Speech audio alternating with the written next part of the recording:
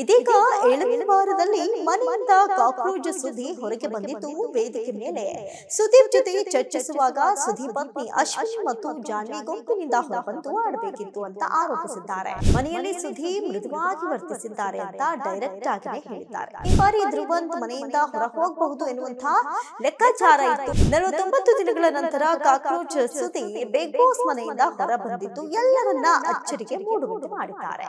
ಆದ್ರೆ ಈ ವಾರ ಸುದ್ದಿಗೆ ಯಾವುದೇ ಪವರ್ ಇರಲಿಲ್ಲ. ಅಲ್ಲದೆ ಈ ವಾರ ನಾನು ಪಕ್ಕ ಹೊರಗೆ ಹೋಗ್ತೀನಿ ಅಂತಾನೆ ಸುದ್ದಿ ಹೇಳ್ಕೊಂಡಿದ್ರು.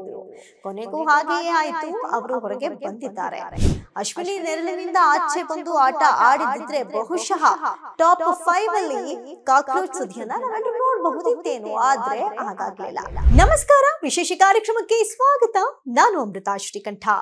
ಕಲರ್ಸ್ ಕನ್ನಡ ವಾಹಿನಿಯಲ್ಲಿ ಮೂಡಿ ಬರ್ತಾ ಇರುವ ಜನಪ್ರಿಯ ಬಿಗ್ ಬಾಸ್ ಎಲ್ಲರ ಮನೆ ಮಾತಾಗ್ಬಿಟ್ಟಿದೆ. ಇದೀಗ 7ನೇ ವಾರದಲ್ಲಿ ಮನೆಯಿಂದ ಕಾಕ್ರೋಚ್ ಸುದ್ದಿ ಹೊರಗೆ ಬಂದಿದ್ದು ವೇದಿಕೆ ಮೇಲೆ ಸುದೀಪ್ ಜೊತೆ ಚರ್ಚಿಸುವಾಗ ಸುದೀಪ್ ಪತ್ನಿ ಅಶ್ವಿನಿ ಮತ್ತು ಜಾನ್ವಿ ಗುಂಪಿನಿಂದ ಹೊರಬಂದು ಆಡಬೇಕಿತ್ತು ಅಂತ ಆರೋಪಿಸಿದ್ದಾರೆ. ವಿಲನ್ ಪಾತ್ರಗಳ ಮೂಲಕವೇ ಖಡಕ್ ವ್ಯಕ್ತಿತ್ವ ಎನಿಸಿದ್ರು ಮನೆಯಲ್ಲಿ ಸುದೀಪ್ ಮೃದುವಾಗಿ ವರ್ತಿಸಿದ್ದಾರೆ ಅಂತ ಡೈರೆಕ್ಟ್ ಆಗಿನೇ ಹೇಳಿದ್ದಾರೆ. ಹೌದು, ದೊಡ್ಡ ಮನೆಯಲ್ಲಿ ಈ ವಾರ ಒಟ್ಟು 8 ಮಂದಿ ನಾಮಿನೇಟ್ ಆಗಿತ್ತು. ಈ ಬಾರಿ ಧ್ರುವಂತ್ ಮನೆಯಿಂದ ಹೊರ ಹೋಗಬಹುದು ಎನ್ನುವಂತಹ ಲೆಕ್ಕಾಚಾರ ಇತ್ತು. ಮನೆಯ ಸದಸ್ಯರು ಅದನ್ನು ಕೂಡ ನಿರೀಕ್ಷೆಯನ್ನ ಮಾಡಿದ್ರು. ಆದ್ರೆ ಆಗಿದ್ದೇ ಬೇರೆ, ಎಲ್ಲವೂ ತಲೆ ಕೆಳಗಾಯಿತು. ಯಾಕಂತ ಹೇಳಿದ್ರೆ 49 ದಿನಗಳ ನಂತರ ಕಾಕ್ರೋಚ್ ಸುದ್ದಿ ಬಿಗ್ ಬಾಸ್ ಮನೆಯಿಂದ ಹೊರ ಬಂದಿದ್ದು ಎಲ್ಲರನ್ನ ಅಚ್ಚರಿಗೆ ಮೂಡುವಂತೆ ಮಾಡಿದ್ದಾರೆ. ಇನ್ನು ಅಶ್ವಿನಿ ಗೌಡ ಹಾಗೂ ರಕ್ಷಿತಾ ಶೆಟ್ಟಿ ಶನಿವಾರ ಸೇವ್ ಆಗಿದ್ದು, ಭಾನುವಾರ ಮೊದಲಿಗೆ ರಾಶಿಕಾ ಶೆಟ್ಟಿ ಹಾಗೂ ಧ್ರುವಂತ್ ಸೇವ್ ಆದ್ರು.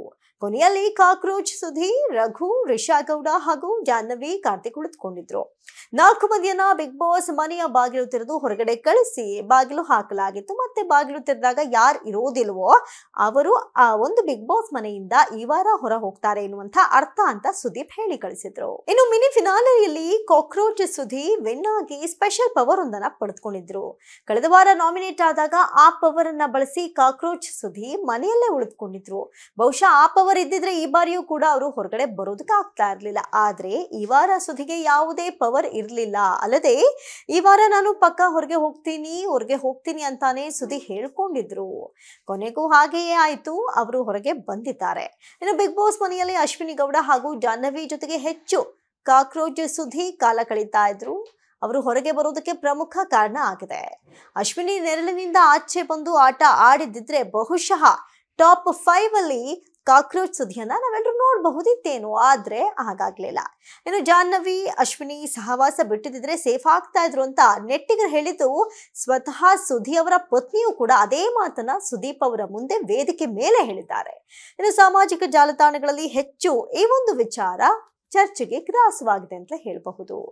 ಇನ್ನು ಬಿಗ್ ಬಾಸ್ 7ನೇ ವಾರದಲ್ಲಿ ಸುದೀಪ್ ಅವರು ಎಲಿಮಿನೇಟ್ ಆಗಿದ್ದಾರೆ. ಬಿಗ್ ಬಾಸ್ ಎಪಿಸೋಡ್ 50ನೇ ದಿನ ಸಮೀಪಿಸ್ತಾ ಇರುವಂತಹ ಸಂದರ್ಭದಲ್ಲಿ ಆ ಒಂದು ಸಮಯದಲ್ಲಿ ಸುದೀಪ್ ಅವರು ಹೊರ ಹೋದ್ರು. ಇನ್ನು ಬಿಗ್ ಬಾಸ್ ನಿಂದ ಹೋಗೋದಕ್ಕೂ ಮುನ್ನ ವೇದಿಕೆ ಮೇಲೆ ಸುದೀಪ್ ಜೊತೆ ಅವರು ಚರ್ಚೆ ಮಾಡಿದ್ರು. ಈ ವೇಳೆ ವೇದಿಕೆ ಮೇಲೆ ಅವರ ಪತ್ನಿ ಕೂಡ ಇದ್ರು. ಈ ಸಂದರ್ಭದಲ್ಲಿ ಸುದೀಪ್ ಪತ್ನಿ ಇಬ್ಬರ ಮೇಲೆ ನೇರ ಆರೋಪ ಮಾಡಿದ್ದಾರೆ.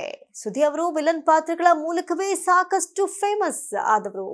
ವಿಲನ್ ಪಾತ್ರ ಮಾಡೋದ್ರಿಂದ ಅವರು ಖಡಕ್ ಆಗಿ ನಡೆದುಕೊಳ್ಬಹುದು ಅನ್ನೋದು ಅನೇಕರ ಊಹೆ ಆಗಿತ್ತು, ಎಕ್ಸ್ಪೆಕ್ಟೇಷನ್ ಆಗಿತ್ತು. ಆದ್ರೆ ಅವರು ಮಾಡುವ ಪಾತ್ರಕ್ಕೂ ಅವರ ವ್ಯಕ್ತಿತ್ವಕ್ಕೂ ಯಾವುದೇ ಸಂಬಂಧ ಇಲ್ಲ.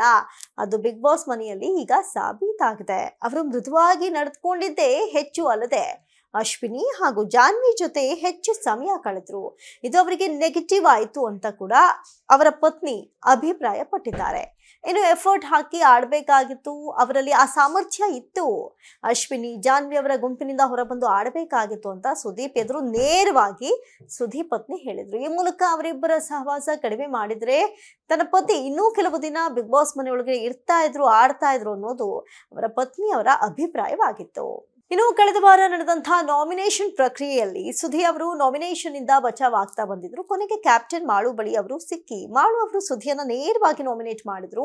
ಬಿಗ್ ಬಾಸ್ ಮನೆಯಲ್ಲಿ ಅಶ್ವಿನಿ ಗೌಡ ಹಾಗೂ ಜಾಹ್ನವಿ ಜೊತೆಗೆ ಹೆಚ್ಚು ಕಾಕ್ರೋಚ್ ಸುದೀಪ್ ಕಾಲ ಕಳೀತಾ ಇದ್ದು ಅವರು ಹೊರಗೆ ಬರೋದಕ್ಕೆ ಪ್ರಮುಖ ಕಾರಣ ಅದೇ ಅಂತ ಸಾಮಾಜಿಕ ಜಾಲತಾಣಗಳಲ್ಲೂ ಕೂಡ ಚರ್ಚೆ ಆಗ್ತಾ ಇದೆ.